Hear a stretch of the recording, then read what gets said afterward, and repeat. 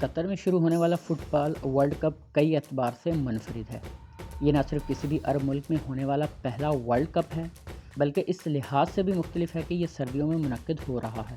عموماً world cup مئی، جون یا جولائی میں کھیلا جاتا تھا۔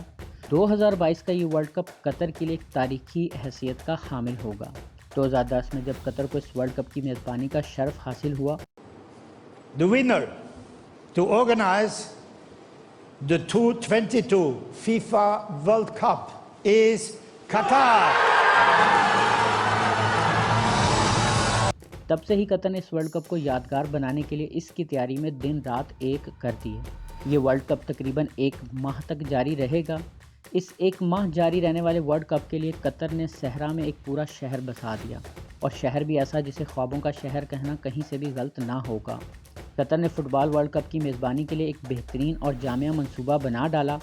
فٹ بال شائقین کو اسٹیڈیم تک لے جانے کے لیے ایک بہترین world class rapid metro train کی سروس بھی شروع کی۔ اس کے علاوہ رہائش کے لیے شاندار اپارٹمنٹس، ولاز اور ولیج بھی تیار کیے ہیں۔ یہ ورلڈ کپ دنیا کا سب سے مہنگا ترین ورلڈ کپ ہونے جا رہا ہے۔ یہ اتنا مہنگا ورلڈ کپ ہے کہ اگر آج تک ہونے والے تمام ورلڈ کپ کا خرچہ نکال لیا جائے تو بھی قطر میں ہونے والے ورلڈ کپ کا مقابلہ نہیں کر سکتے۔ قطر کی انتظامیہ نے اس ورلڈ کپ پر بہت پیسہ بہایا ہے۔ دی گارڈین کی نیوز رپورٹ کے مطابق قطر اس ورلڈ کپ کو شاندار بنانے کے لیے ہر ہفتے $500 ملین خرچ کر رہا ہے۔ اگر آپ قطری انتظامیہ کی طرف سے بنائے جانے والے اسٹیڈیمز پر ہی نظر ڈال لیں تو ان میں سے کچھ تو کسی شاہکار سے کم نہیں نظر آتے۔ ٹورنامنٹ کے لیے بنائے جانے والے 8 اسٹیڈیم میں سے بہت سے میدان کسی نہ کسی وجہ سے منفرد ہیں، لیکن سب میں سے 2 اسٹیڈیم کا ذکر ہم اپنی اس ویڈیو میں ضرور کریں گے جو اپنی ساخت اور انداز کے اعتبار سے پوری دنیا کی توجہ کا مرکز بنے ہوئے ہیں۔ ان میں سب سے پہلا اسٹیڈیم ایسا ہے جو کہ نہ صرف ڈیزائن بلکہ اپنی ساخت کے حوالے سے بھی حیرت انگیز ہے۔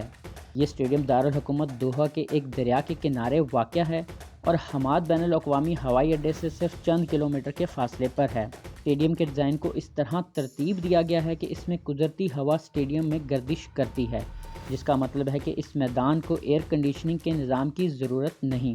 اس سے توانائی کے اخراجات کو کم کرنے میں بھی مدد ملے گی۔ اس اسٹیڈیم میں ورلڈ کپ کے 7 میچز کھیلے جائیں گے۔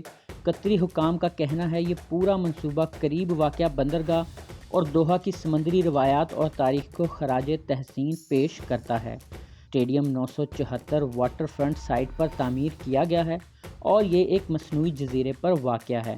اس کا نام قطر کے بین الاقوامی ڈائلنگ کوڈ 974 پر رکھا گیا ہے، اور تو اور اس کی تعمیر میں 974 ری سائکلنگ شپنگ کنٹینر شامل کیے گئے ہیں۔ اس سے انوکھی بات یہ ہے کہ یہ اسٹیڈیم عارضی ہے، یعنی کہ فٹ بال اور ورلڈ کپ کے بعد اسٹیڈیم میں استعمال ہونے والے شپنگ کنٹینرز اور سیٹیں ختم کر دی جائیں گی اور انہیں دنیا کے کم ترقی یافتہ ممالک کو امداد کے طور پر عطیہ کر دیا جائے گا۔ فیفا ورلڈ کپ کی تاریخ کے سب سے پہلے عارضی اسٹیڈیم میں تقریباً 40,000 لوگوں کے بیٹھنے کی گنجائش موجود ہے۔ دوسرے نمبر پر جس اسٹیڈیم کا ذکر ہم کریں گے وہ ہے لوسیل اسٹیڈیم۔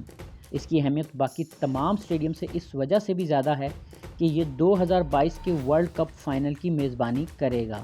تمام 8 اسٹیڈیم میں سے یہ قطر کا سب سے بڑا اسٹیڈیم ہے۔ اس میں 80,000 تماشائیوں کے بیٹھنے کی گنجائش موجود ہے۔